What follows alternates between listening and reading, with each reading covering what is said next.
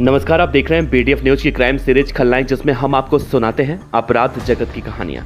तो आज के इस वीडियो में बात होगी एक ऐसे गैंगस्टर की जो अब 13 साल बाद जेल से रिहा हुआ है।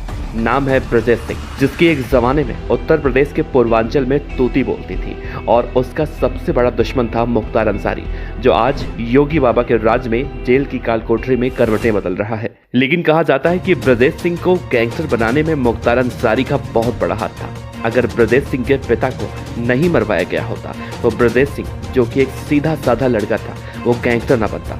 आज के इस पहले वीडियो में हम आपको बताएंगे कि आखिर कौन है ब्रजेश सिंह और कैसे बना था यूपी का कुख्यात गैंगस्टर और अपने पिता की हत्या करने वाले 7 हत्यारों को 1 साल के अंदर ही मौत के घाट उतार कर एक बहुत बड़ा गैंगस्टर बन गया था। करीब 13 साल बाद माफिया डॉन ब्रजेश सिंह की वाराणसी सेंट्रल जेल से गुरुवार को रिहाई हो गई।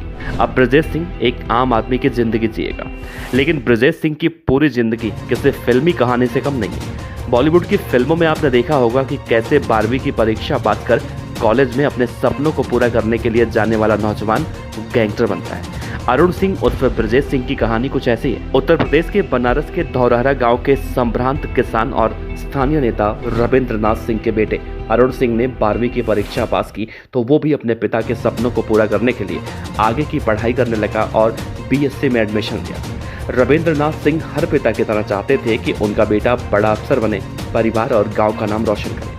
लेकिन 27 अगस्त 1984 की तारीख ने अरुण सिंह की जिंदगी बदल दी। पिता रविंद्रनाथ सिंह की गांव के ही दबंगों ने बेरहमी से हत्या कर दी। पिता की हत्या से अरुण बौखला गया और उसने अपनी जिंदगी का रुख बदल लिया। उसने पिता की हत्या का बदला लेने की कसम खाई और 1 साल के अंदर 27 मई 1985 को पिता की हत्या के मुख्य आरोपी हरिहर सिंह की हत्या कर दी। अरुण सिंह अब ब्रजेश सिंह बनने की राह पर था और उसके ऊपर हत्या का पहला मुकदमा दर्ज हुआ। लेकिन ब्रजेश सिंह अभी पुलिस के हत्थे नहीं चढ़ा, क्योंकि पिता के बाकी हत्यारों से बदला लेना अभी बाकी था। अप्रैल 1986 को चंदौली के सिकरौरा गांव के पूर्व प्रधान रामचंद्र यादव समेत 7 लोगों की गोलियां से भूनकर हत्या कर दी गई। ये वही लोग थे जो ब्रजेश सिंह के पिता की हत्या में शामिल थे। यहाँ ब्रजेश सिंह के पिता की हत्या का बदला तो पूरा हो गया, लेकिन ब्रजेश सिंह की जिंदगी बदल गई। ब्रजेश सिंह गिरफ्तार हुआ। जेल में उसकी मुलाकात त्रिभुवन सिंह से हुई। त्रिभुवन सिंह ने भी अपने भाई के हत्यारों को मौत के घाट उतारा था और वो जेल में बंद था। ब्रजेश और त्रिभुवन की कहानी कुछ एक जैसी थी तो दोनों में दोस्ती भी हो गई। जेल में रहकर ब्रजेश सिंह को समझ में आ चुका था कि जराइम की दुनिया ही अब उसका सब कुछ है। यहीं से उसे ताकत हासिल करनी है और पैसे भी कमाने हैं। यहाँ से ब्रजेश और त्रिभुवन सिंह ने स्क्रैप और बालू की ठेकेदारी करने वाले साहिब सिंह का साथ पकड़ा। दोनों साहिब के लिए काम करने लगे। साहिब सिंह को सरकारी ठेके दिलवाने लगे। यही ब्रजेश सिंह का टकराव पूर्वांचल के दूसरे माफिया मुख्तार अंसारी से शुरू हुआ। दरअसल मुख्तार अंसारी साहब सिंह के विरोधी मकनू सिंह के लिए काम कर रहा था। सरकारी ठेकों में वर्चस्व को लेकर मकनू सिंह और साहिब सिंह तक चली अदावत ब्रजेश और मुख्तार अंसारी के बीच शुरू हो गई। हालात ऐसे बिगड़े कि मुख्तार और ब्रजेश ने अपने सरपरस्तों को खुद से अलग कर अपना दबदबा कायम करना शुरू कर दिया। मुगल सराय की कोयला मंडी, आजमगढ़, बलिया, भदोही, बनारस से लेकर झारखंड तक शराब की तस्करी, स्क्रैप का कारोबार, रेलवे के ठेके, बालू के पट्टे को लेकर ब्रजेश और मुख्तार अंसारी के बीच गोलियां चलने लगी। 1990 के आसपास ब्रजेश सिंह ने तब के बिहार और आज के झारखंड का रुख किया। ब्रजेश सिंह कोयला के बड़े कारोबारी और बाहुबली सूर्यदेव सिंह के लिए काम करने लगा। सूर्यदेव सिंह के 6 विरोधियों की हत्या में ब्रजेश सिंह का मुख्य आरोपी के तौर पर नाम सामने आया। इसी बीच ब्रजेश सिंह का संपर्क मुंबई के अंडरवर्ल्ड डॉन दाऊद इब्राहिम से हुआ। मुंबई में दाऊद इब्राहिम की बहनोई इस्माइल पार्कर की अरुण गवली गैंग के शूटरों ने हत्या की थी। बहनोई की हत्या का बदला लेने के लिए ब्रजेश और सुभाष ठाकुर ने फिल्मी अंदाज में मुंबई के सबसे बड़े शूट आउट को अंजाम दिया। 12 सितंबर 1992 को इस्माइल पार्कर की गोली मारकर हुई हत्या में अरुण गवली गैंग का शूटर शैलेश हल्दानकर भी घायल हुआ था। शैलेश हल्दानकर का मुंबई के जेजे हॉस्पिटल के वार्ड नंबर 18 में इलाज चल रहा था। ब्रजेश सिंह और सुभाष ठाकुर डॉक्टर के भेष में जाते हैं और शैलेश हल्दानकर की अस्पताल में ही गोलियों से भूनकर हत्या कर देते हैं और यहीं से ब्रजेश सिंह का दबदबा उत्तर प्रदेश में कायम हो गया।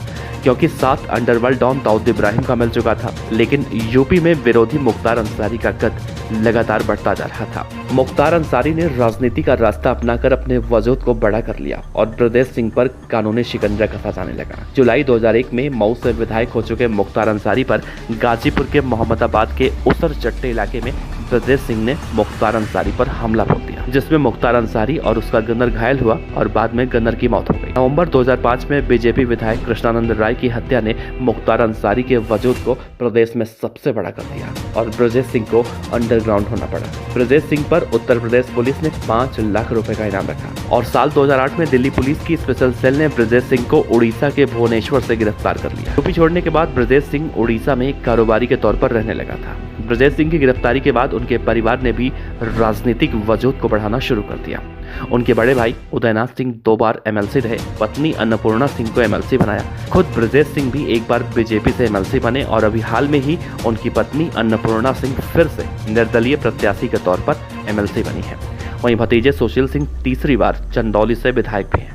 लगभग 13 साल बाद ब्रजेश सिंह एक बार फिर से जेल से बाहर आ चुके हैं। जाहिर है कि पूर्वांचल के जराइम की दुनिया से लेकर राजनीतिक गलियारों में कई बदलाव देखने को मिलेंगे। ब्रजेश सिंह अपने राजनीतिक वजूद को विरोधी मुख्तार अंसारी से बड़ा करने की कोशिश में जुटेंगे, जिसकी तस्वीर आने वाले लोकसभा चुनाव में भी साफ हो जाएगी। खैर, आज का वक्त बदल चुका है। जो मुख्तार अंसारी कभी ब्रजेश पर भारी पड़ता था, आज वो जेल में करवटें बदल रहा है और ब्रजेश सिंह जेल से बाहर।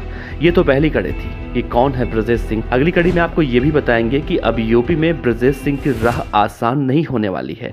उनका एक और दुश्मन जो बाहर घूम रहा है, जिसके बाद उत्तर प्रदेश में अब एक बड़े गैंग वॉर की आशंका भी जताई जा रही है।